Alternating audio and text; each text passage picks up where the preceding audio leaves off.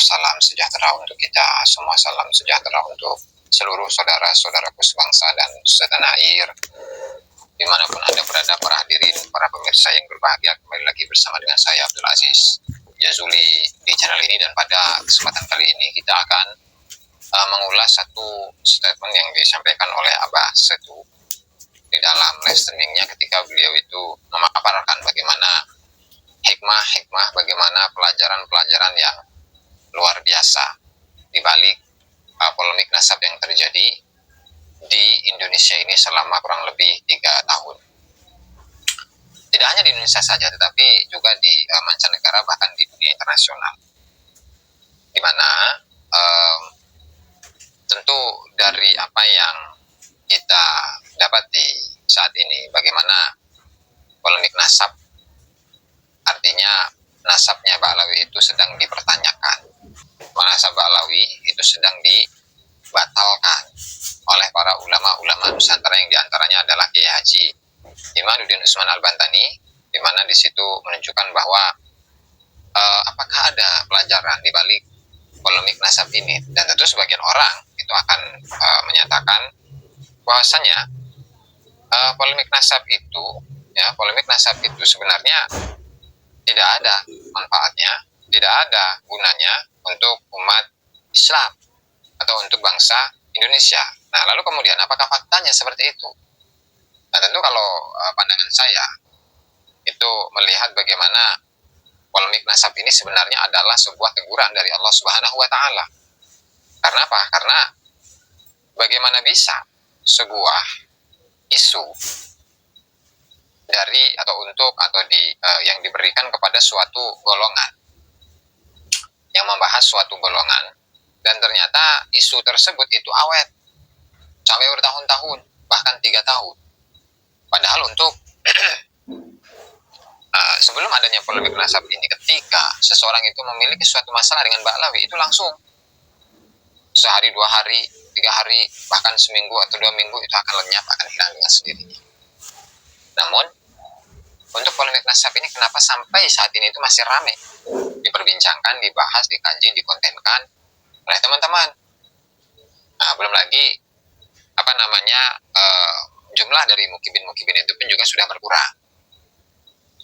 Sehingga itu adalah poin pertama dari hikmah di balik polemik nasab ini. Nah, kemudian yang berikutnya adalah tentu kita sebagai bangsa Indonesia, kita ini mencintai bagaimana tradisi yang sudah berlaku di kalangan masyarakat Nusantara.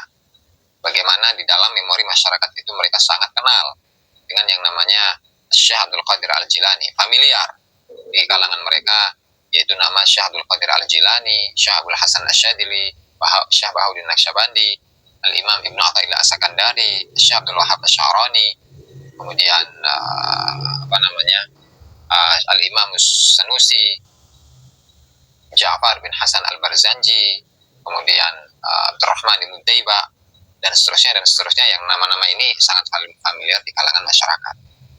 Lalu kemudian nama-nama tadi itu diupayakan untuk digantikan dengan nama para habaib, yang kemudian diframinglah nama-nama itu dengan Habib Tanggul, Habib Gresik, Habib Surabaya, Habib Malang, Habib Tegal, Habib Pekalongan, dan seterusnya.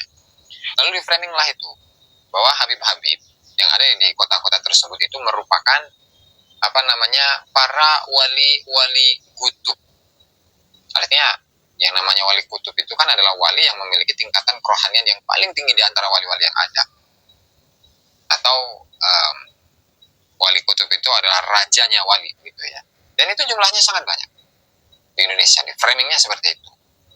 Artinya ketika itu kemudian disosialisasikan ke masyarakat, ditanamkan kepada masyarakat sedikit demi sedikit dengan mengamalkan rotibnya, dengan hizib sakronnya, dan lain sebagainya, maka hadrotan atau tawassul kepada ulama-ulama, para aulia yang sudah familiar di kalangan masyarakat itu akan terhapus dengan sendirinya. 2. Kemudian belum lagi mengenai sejarah Indonesia, sejarah NU. Tentu ketika semuanya itu diganti namanya dengan Habib, maka tentu kita berpikir untuk anak cucu kita atau generasi-generasi berikutnya, puluhan tahun bahkan ratusan tahun ke depan, kita tidak akan mengenal lagi nama-nama tokoh tersebut. Kita tidak akan mengenal yang namanya Wali Songo, tidak akan mengenal yang namanya Pangeran Diponegoro, Jenderal Sudirman, kemudian Insinyur Soekarno dan lain sebagainya, karena semuanya akan diganti dengan habaib, dan para habaib itulah yang memiliki jasa besar dalam pendirian negara Kesatuan Republik Indonesia ini. Bendera yang bikin Habib, penentuan hari proklamasi oleh Habib, yang mendirikan NU, yang menentukan, yang disowani oleh Hadratus Syekh Yahya Hasyim Asy'ari dalam mendirikan Nahdlatul Ulama itu adalah Habib. Kemudian yang membuat Jatman atau mendirikan Jatman itu, dan seterusnya, semuanya itu akan menjadi Habib. Artinya ini tidak hanya sesederhana pembahasan mengenai nasab, tetapi lebih dari itu mengenai khurafat-khurafatnya Habib, mengenai pemalsuan-pemalsuan sejarah oleh Habib, ya. Kemudian juga tadi semuanya, dan itu yang paling inti, semuanya itu adalah sudah digariskan takdirnya oleh Allah Subhanahu wa Ta'ala. Maka mari dalam kesempatan kali ini kita akan menyimak bersama-sama bagaimana yang disampaikan oleh Abah Setu di dalam live streamingnya, yang beliau itu menguraikan, menyatakan secara gamblang bagaimana hikmah yang diulas atau diambil dari atau dibalik polemik nasab Ba'lawi di Indonesia atau di mancanegara atau di dunia internasional ini. Silakan simak. Kiai-kiai sekarang yang masih mengisbat Ba'lawi itu hanya melihat pangkang dari semua, karena nggak mampu melihat isi. Nah ini ya sahabat yang harus kita luruskan, mau dalam kasus Ba'lawi ini kata apa slogan lagi mengumpulkan tadi. Kalau Kiai Madudin sudah fokus adalah di nasab. Ya Alawi misalnya adalah dari fokus adalah pada rijalul hadis misalnya. Kemudian ada Pak Masana Ma'ali adalah berfokus pada filologi, menguji tadi semua. Nanti ada khusus arkeologi, ada khusus semua, karena pada dasarnya adalah marilah kita pelajari siapa diri ini yang sebenarnya. Pada seharusnya kasus Ba'lawi ini adalah menjadikan pintu kepada kita untuk mencerahkan Islam secara keseluruhan. Ya. Termasuk tadi, kenapa Abroha adalah menghancurkan Ka'bah? Kenapa Abroha itu menghancurkan Ka'bah? Dan harus ngerti apa tujuannya. Pasti kan punya tujuan. Mana mungkin dia melakukan sesuatu tanpa tujuan? Kenapa saat ibadah itu mendeklarasikan diri menjadi khalifah pada saat di hari wafatnya Rasulullah? Kenapa? Siapa yang nyuruh? Coba belajar. Biar abang nggak bikin fitnah tadi semua ya. Pada tujuan mereka adalah ingin memecahkan 4 sahabat tadi ini dari Sunni dan Syiah. Hari ini lihat. Ya. Kemudian juga kenapa Nabi Ibrahim istrinya yang ketiga Kentura itu seolah-olah dihilangkan di budaya Arab, sholat dihilangkan karena dikira Kentura itu hanya lahir di timur, dia lahir seolah di Nusantara. Sementara istri yang lain Sarah dan itu adalah lahir di Arab, Jazirah Arab. Coba terpahami kenapa tadi semua ya. Sarah dan Hajar seolah-olah adalah direportase oleh mereka, tapi kemudian Kentura adalah merupakan istri Nabi Ibrahim yang ketiga yang punya anak 6 ya, dan dia lahir di Nusantara. Makanya kenapa Kentura, ada Ken Arok, ada Ken Dedes, banyak Ken di sini sahabat ya, pahami ya. Jadi kita itu bukan hanya Ba'lawi yang kita pecah gitu kan tadi, tapi mari adalah seluruh instrumen Islam ini mari kita juga pelajari. Karena saya yakin ini Abah nih ya, demi Allah ya, menyaksikan bukan hanya Ba'lawi, tapi banyak hal yang harus kita luruskan dalam Islam ini, termasuk juga adalah tadi tentang ibadah haji dan semua ya. Dan kita pelajari bagaimana Wali Songo itu melaksanakan haji dan lain sebagainya lah. Nanti jadi kita lagi tadi semua ya. Nanti bagi orang-orang yang bisnis haji nanti tersinggung lagi tadi semua ya, Jadi pelajari ya. Ini silakan. Kenapa Kentura itu tidak dipisahkan, tidak banyak dipisahkan dalam kitab-kitab ulama kita tadi semua. Padahal Kentura itu ada pada kitab yang lain kayak Injil dan Taurat tadi semua ya. Tadi semua ya. Kemudian juga kenapa juga pelajari juga tentang hadis tadi. Sallu kama ra'aitumuni usolli. Sejak kapan kita sholat seperti yang kita sholat sekarang? Apakah yang dimaksud oleh Nabi itu as-salat mirajul mu'minin itu seperti yang kita lakukan sekarang? Kan pasti berontak semua, mau tadi sholat luruskan lagi. Nanti kemarin Ba'lawi tidak sama seperti hal tadi. Ba'lawi tidak menerima pada saat kita katakan mereka bukan melihat Rasul. Pasti juga di unsur yang lain tentang dari mulai kapan datangnya wajib Jumat, kapan mulainya Jumatan, bagaimana datangnya perintah Jumat itu. Karena yang ditakutkan sahabat masalahnya adalah pembelokan. Jelas Wahabi itu adalah dibelokkan, Ba'lawi juga dibelokkan, tapi jangan lupa amalia Islam itu sejak kelahiran Rasulullah pun sudah tadi sudah jadikan ancaman. Itulah contohnya adalah kenapa. Karena dari hasil Puarokos ada dia seorang pendeta Yahudi di Abroha itu tahu bahwa sesungguhnya ini nabi yang akan membawa kemuliaan kepada Islam. Makanya dia bilang, tidak, di tempatnya harus dihancurkan, pindahkan ke Yaman. Itu tadi. Jangan aneh sekarang ada pernyataan bahwa Nabi Muhammad itu orang Yaman. Tadi semua. Karena itu sudah dibangun ada seolah-olah dari kisah palsunya dari zaman dulu. Tadi semua. Dengan Nabi dianggap orang Yaman. Tadi semua. Karena Abroha dari awal pun tidak ingin Ka'bah itu ada di Mekah. Tadi semua. Dia ingin ada di tidak ada di Hijaz, jadi belum ada Mekah. Dia hanya ingin adalah di zona dia makanya dibangun lebih indah dari emas dari semua Ka'bah. Nah inilah makanya kenapa jangan hari ini karena orang tawaf di makamnya pakai muqaddam. Kenapa orang sekarang tawaf di Hadrul Maut? Tapi sebetulnya ada tiang-tiangnya sudah ada sejak itu. Nah, klaim ini adalah masalah sejarah yang harus kita bongkar kembali, yang harus kita pahami. Ya, kemudian juga tentang sejak kapan? Misalnya adalah siapa tentang apa? Kemudian juga banyak hal ya. Kenapa sumber hadis dari Ali dan Fatimah hampir tidak ada? Pernah ada memahaminya? Ali hadis, bangun dari tidur kalian. Kemanakah sumber hadis dari Ali dan Fatimah? Tadi semua. Padahal Ali hidup dari kecil bersama Rasulullah, yang mengerti tentang Rasulullah, bagaimana tidurnya, bahkan sering tidur bareng dengan Rasulullah. Harusnya adalah kalam Ali itu lebih banyak daripada kalam-kalam yang lain, apalagi Abu Hurairah. Tadi semua, ya. Tadi semua. Dan juga Fatimah. Fatimah adalah putri Rasulullah. Terlihat mana sumbernya? Kalau seandainya adalah mereka katakan bahwa sesungguhnya adalah Rasulullah adalah pintunya ilmu dan Ali adalah babuha, harusnya adalah banyak hal yang datang dari Ali. Kenapa tidak mau kalian mendekati Ali? Karena kalian anggap dia Syiah dari semua.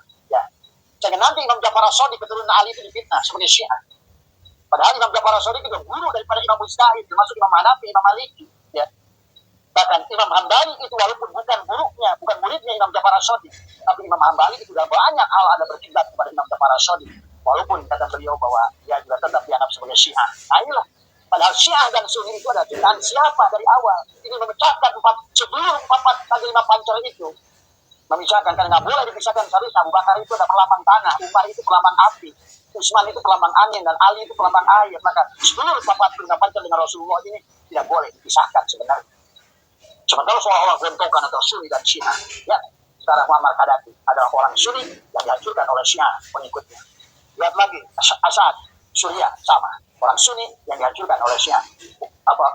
Saddam Hussein, dia orang Sunni yang dihancurkan oleh pengikutnya. Semua sama. Karena ini adalah Sunni dan Syiah adalah merupakan rekayasa dari awal untuk mengadu domba. Maka inilah yang sepahami oleh Abah. Jadi bukan hanya kembali lagi tentang nasab Ba'awi, kata Abah, marilah kita cerdas sekarang. Juga pelajari Islam secara keseluruhan. Ini waktu. Karena ini Allah teknologi. Kenapa Allah gunakan? Ada Google, ada YouTube, ada Instagram, ada Facebook dan lain sebagainya. Inilah waktu. Ada AI. Tadi semua, ya. Sampai sekarang dengan adanya AI, orang-orang Barat sana menciptakan AI yang tujuannya ingin mendiskreditkan Islam. Tapi AI itu begitu ditanya, siapa Tuhan kamu? Siapa Rasul kamu? AI itu malah menjawabnya. Sehingga banyak pengusaha-pengusaha AI, profesor-profesor AI yang akhirnya tadi adalah mengambil Islam sebagai agamanya. Tadi semua, ya. Sementara orang Islamnya sendiri makin jauh berbelok. Entah menuju kemana. Yang pertama dia mentuhankan Baal. Kemudian dia seolah-olah percaya Baal adalah sumber kebenaran. Tadi, karena dari awal pun sesungguhnya karena salah melihat tadi semua. Yang dilihatnya adalah bukan Allah dan Rasul yang disebalik Baal itu. Tapi dia mengkultuskan jasadnya. Ada lagi orang bermursyid sama. Yang dilihat adalah cangkang. Tadi semua. Maka di sini kisah bagaimana iblis ada tidak mau sujud kepada Adam karena hanya melihat cangkang. Sementara malaikat sujud pada Adam karena melihat ruh Allah yang dihidupkan pada Adam. Maka inilah tujuan kita di alam dunia ini adalah bagaimana anta budallah ka'anna kataro fa illam takun taro fa innahu yaro. Kita harus mampu melihat dia. Kalau tidak mampu melihat dia, bagaimana kau bersahadat? Karena syahadat itu bukan dalam mengucapkan. Nah ini kata Abah, yang kasus nasab ini mari kita luruskan. Tidak ada syahadatnya. Kenali Muhammad Haq, Muhammad Hakiki, Muhammad Harith, Muhammad Najib, kenali Nur Muhammad, kenali Nabi Muhammad. Ini pelajar jangan ditutupi. Karena kalau hal ini ditutupi, maka kita akan sasar jauh-jauh. Jangan ditutupi. Kenali siapa Nur Muhammad itu. Apa Nur Muhammad itu. Dan siapa baginda Nabi Muhammad SAW itu. Tadi, apa hakikat Rasul itu. Apa hakikat para aulia itu. Dari semua. Ya. Dan pahami ini. Kenapa? Allah berfirman, laqad ja'akum rasulun min anfusikum. telah datang kepadamu adalah Rasul. Berarti Rasul itu akan selalu ada. Tadi semua. Nabinya tidak ada, tapi Rasul ada. Tadi semua. Inilah yang harus dipahami karena kita tidak kenal kepada Nur Muhammad. Tadi semua. Ya. Maka tabah. Inilah pelajaran dari kasus Ba'alwi ini banyak kepada kita semua. Menyadarkan kita manusia adalah merefreshing kembali keislaman kita. Ketauhidan kita semua. Ya. Karena setelah 2 tahun Abang mempelajari baik sejarahnya, tentang ininya, itunya, banyak fakta yang ditemukan sahabat tadi semua ya. Itu barangkali ya yang bisa saya sampaikan dalam kesempatan kali ini. Wallahul muwaffiq ila